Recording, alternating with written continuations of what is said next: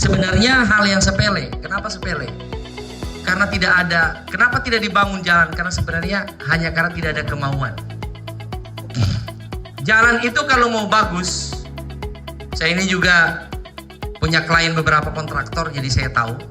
Bahkan saya juga pernah, yang adalah teman-teman saya join dengan saya di kontraktor.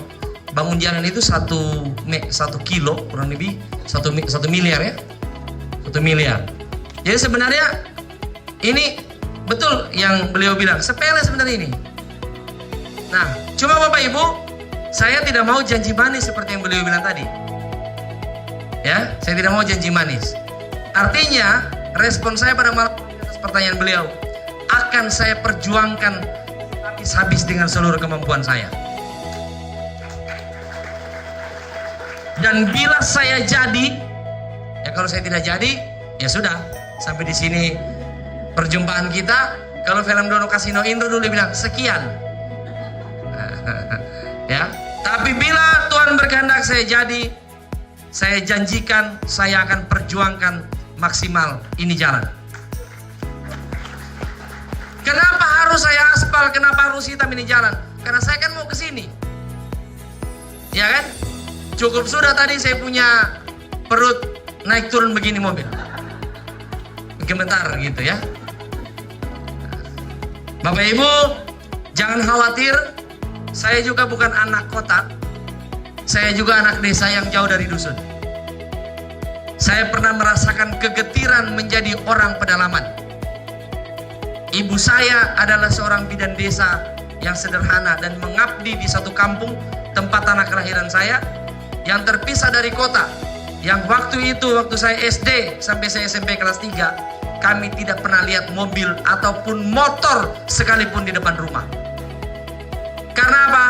Karena kalau mau ke kota, kami harus jalan kaki dari kampung kami, baru bisa ketemu jalan raya kurang lebih 3 km.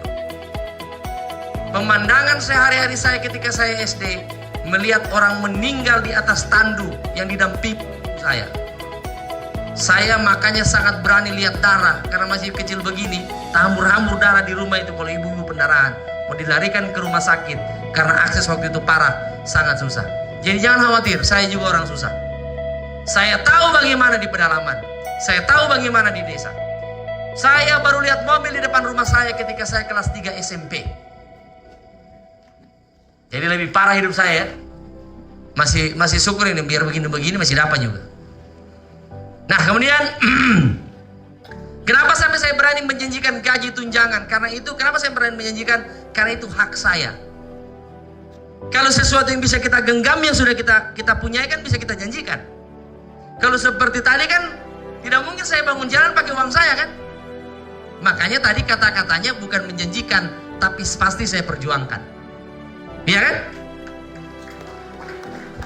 Tapi kalau saya menjanjikan wajar, karena itu hak saya nanti yang diberikan oleh negara.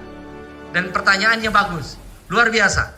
Saya rasa nanti beliau yang haus tadi ini, itu calon pemimpin itu yang begitu kritis, dan dia tanya to the point. Dia tanya to the point. Itu bagus itu. Jadi saya jawab begini.